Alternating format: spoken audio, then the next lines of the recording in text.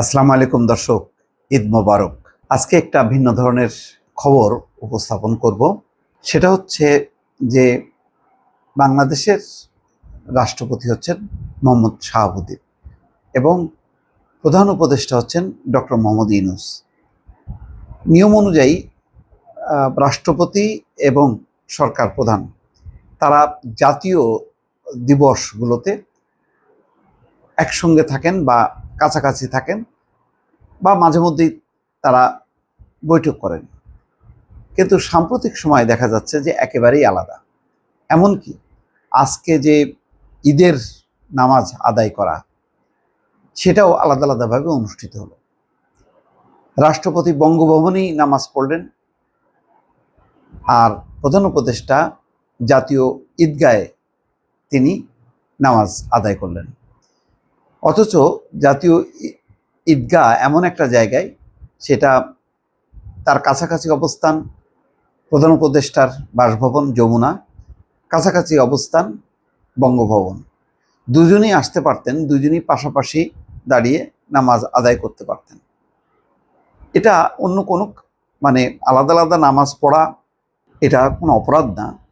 কিন্তু বাংলাদেশের এখন যে রাষ্ট্র পরিচালনায় যেহেতু একটা অন্তর্বর্তীকালীন অবস্থায়, সেই অবস্থায় রাষ্ট্রপতি এবং প্রধান উপদেষ্টা কাছাকাছি থাকলে বোঝা যেত রাষ্ট্রের প্রধান দুটি স্তম্ভ একত্রিত আছে এবং যত বিতর্কই থাকুক না কেন তারা একসঙ্গেই চলছেন এবং গুরুত্বপূর্ণ বিষয়ে সিদ্ধান্ত নিচ্ছেন।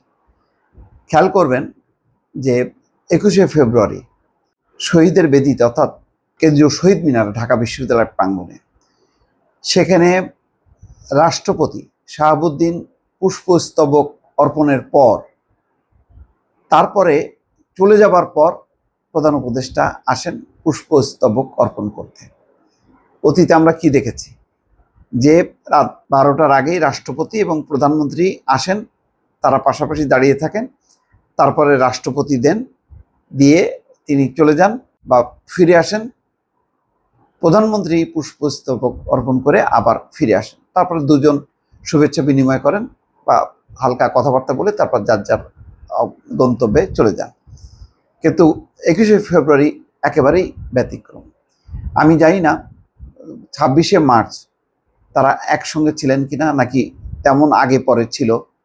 নিশ্চয়ই রাষ্ট্রপতি প্রথমে দিয়েছেন, তারপরে প্রধান উপদেষ্টা দিয়েছেন, কিন্তু তারপরে তারা কি একসঙ্গে কোনো স্বাক্ষর করেছেন কিনা বা একসঙ্গে কিছু সময় কাটিয়েছেন কিনা সেটা অবশ্য বলতে পারবো না।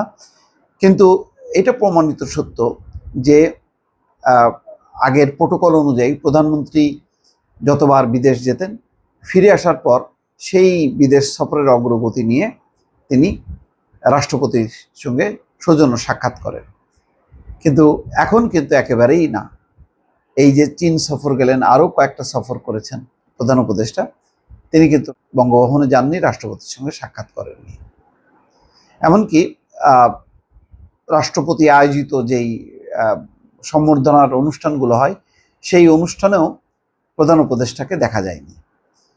তো ধারণা করা যায় এটা হয়তো রাজনৈতিক একটি পরিস্থিতির কারণে। কারণ হচ্ছে ছাত্রদের একটা অংশ তারা রাষ্ট্রপতি শাহাবুদ্দিনকে মেনে নেয়নি, বরং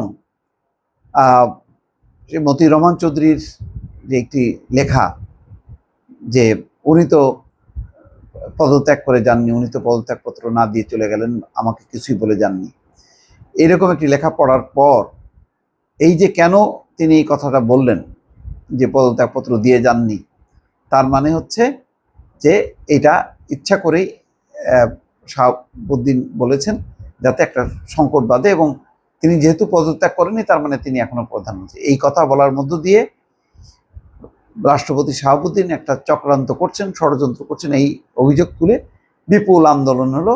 যদিও সেই আন্দোলনে বিএনপি সাড়া না দেওয়ার কারণে সেটা বেশি দূর আর গড়ায়নি। কিন্তু তারপর থেকে দেখা যাচ্ছে যে প্রধান উপদেষ্টা ডক্টর মোহাম্মদ ইউনূস আর বঙ্গভবন মুখী হচ্ছেন না, এবং দুইজনের মুখোমুখি সাক্ষাৎ, আলোচনা কোনো কিছু আমরা দেখতে পাচ্ছি না। এখন বিষয়টা হলো যে এটা বাস্তবতা। শাহাবুদ্দিন বিগত আমলে শেখ হাসিনা নিয়োগকৃত রাষ্ট্রপতি, এটা বাস্তবতা। তিনি পদত্যাগপত্র দিয়েই চলে গেছেন এমন একটি খবর জানা গিয়েছিল। আচ্ছা, তিনি যদি পদত্যাগপত্র নাও দেন, তারপরেও শাহাবুদ্দিন তিনি আবার এই সরকারের বৈধতা দেওয়ার জন্য উচ্চ আদালতকে বলেছে, সুপ্রিম কোর্ট, এবং সুপ্রিম কোর্ট বলেছে যে হ্যাঁ, এই অবস্থায় এরকম সরকার এটা বৈধ, অর্থাৎ একটা বৈধতা দিয়েছে।